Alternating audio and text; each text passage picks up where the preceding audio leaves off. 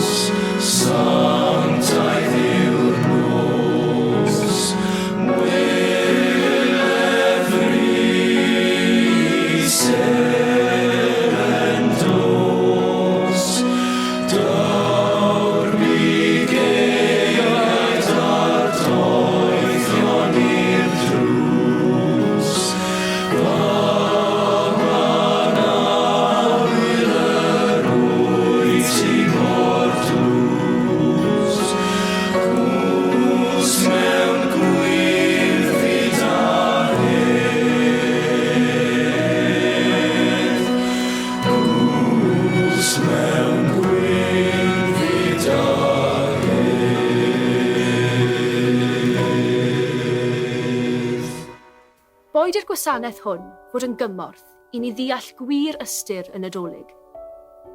Awn hyd Fethlehem mwyn gweld Crist o'r newydd. Yna bydd ein calonnau yn llawn o lawenydd, brawdgarwch, gostyngeidhrwydd, addfwynder a chariad. Os llenwyr ein calonnau ar rinweddau hyn, roi, dim cael bydd ein hawydd y Nadolig hwn.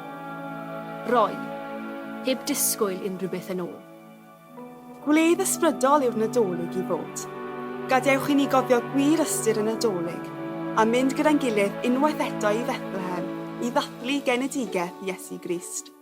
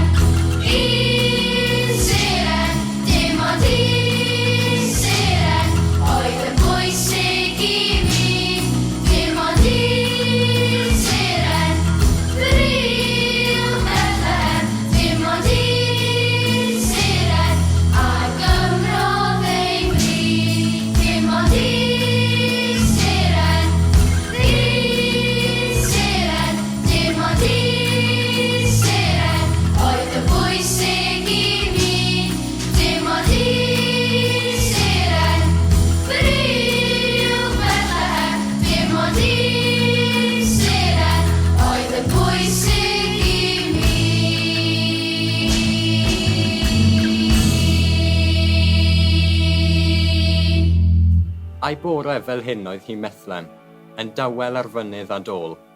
A'i bore fel hyn oedd hi Methlem, 2000 o flynyddoedd yn ôl. A'i pobl yn brysio bob enaid i'w ddinas ei hun, heb amser i aros a sylwi ar ein i mab y dyn.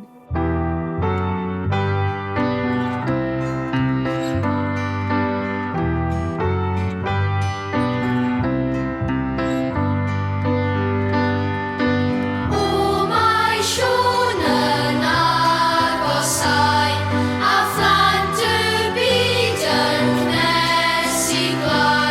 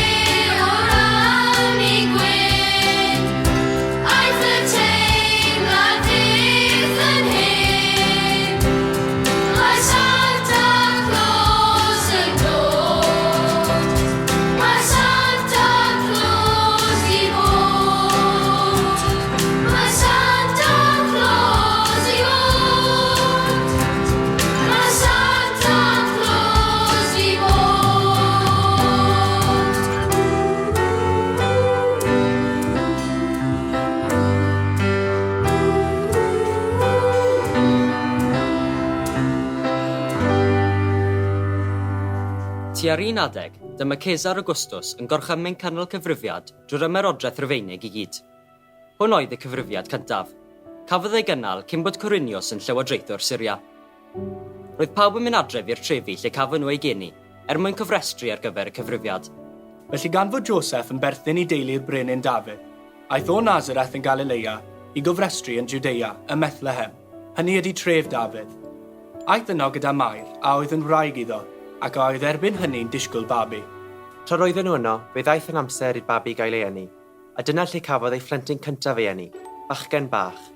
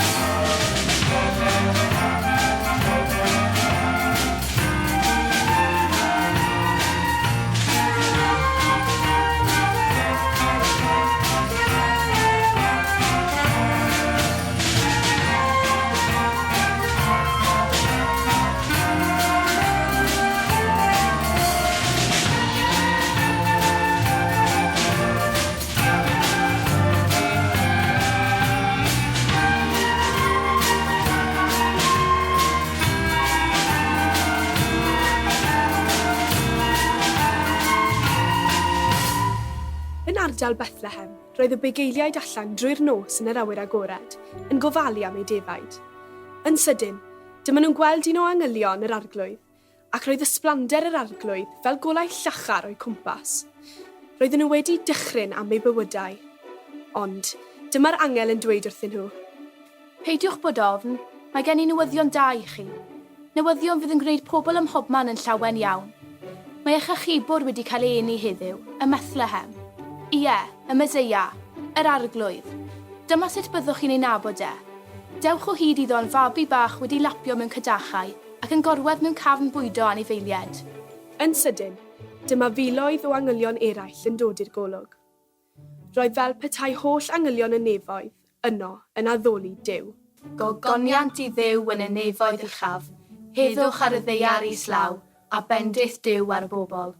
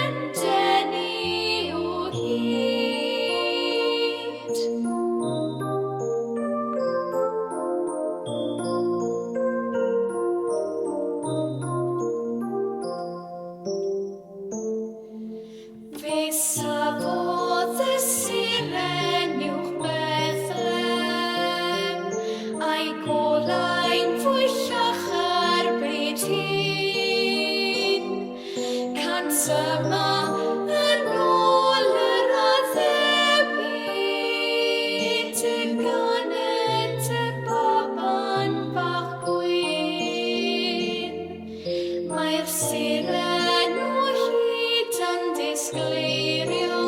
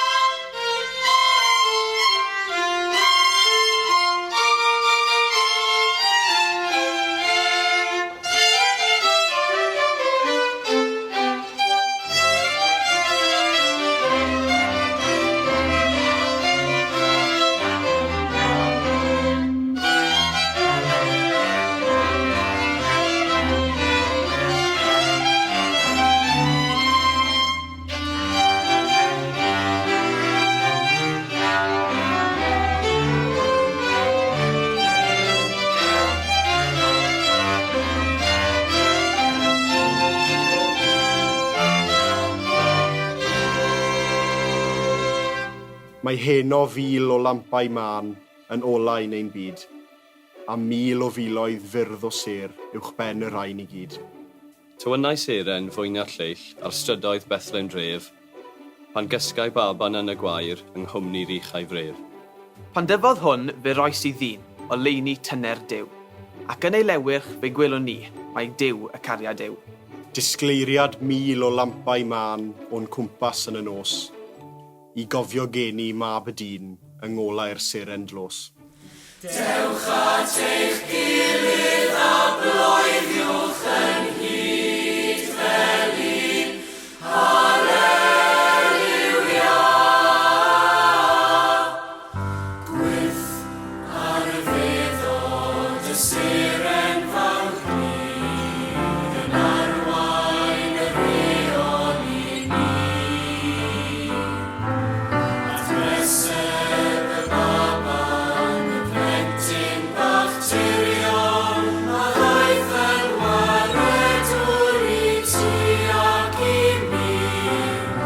Yn o'n gorwedd mewn cydachau tlawd, yn o'n cysgu yn dŵr.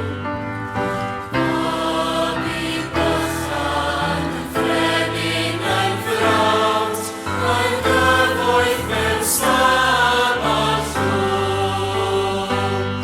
Daeth hwyl y baban a gwynwyd i'r byd, deuwch cedwch glodforwch. Dewch at eich gilydd a bloeddiwch yn hyd fel un. Halleluia. Tri o'r dwyrain yn plygu ei glir, a'i hoffrwm i babi yn ddrud. Ond o, dyma offrwm i ni gan y babi, yr offrwm o heddwch i'r byd. Daeth hwyl y baban a gwynwyd i'r byd, deuwch cedwch glodforwch. Dewch at eich gilydd a bloeddiwch yn hyd fel un. Halleluia. Gwasanaeth uwch yn Bethlehem dref, 2000 o flynyddoedd yn ôl. Dynau heddiw yn daflu ei hyd,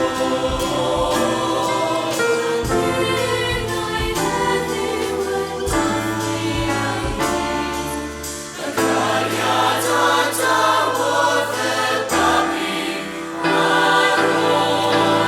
Daeth hwyl y baban a gwynwyd i'r byd, deuwch cedwch glodforwch. Dewch at eich gilydd a bloeddiwch yn hyd fel un. Halleluia. Dewch at eich gilydd a bloeddiwch yn hyd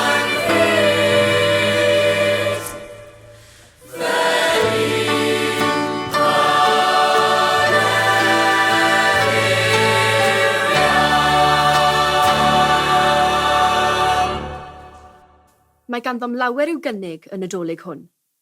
Cam gyfle i roi i eraill, i ddod â gwen i wyneb eraill, i rannu ein cyfoeth a'r cariad, ac i weld y seren o'r newydd, gan dderbyn y goleuni un bywydau. Are you hanging up a stocking on your wall? It's the time that every Santa has a ball. Does he ride a red-nosed reindeer? Does he turn up on his sleigh? Do the fairies keep him sober for a day? So here it is, Merry Christmas, everybody's having fun.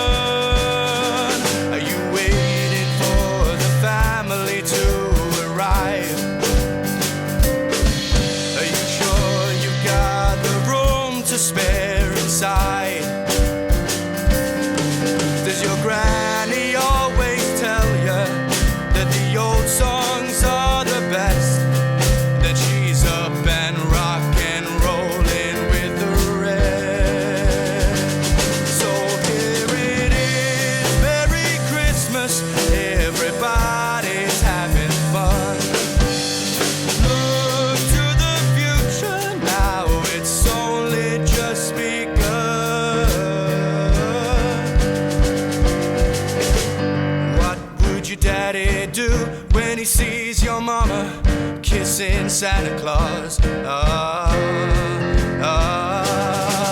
you hanging up a stocking onto your wall? Are you hoping that the snow will start to fall? Do you ride on down a hillside in a buggy you have made? When you land upon your head, then you've been slain. So here it is, Merry Christmas, everybody's having fun.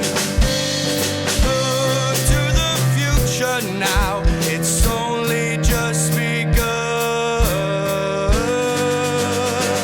So here it is, Merry Christmas, everybody's having fun. Look to the future now, it's only just begun.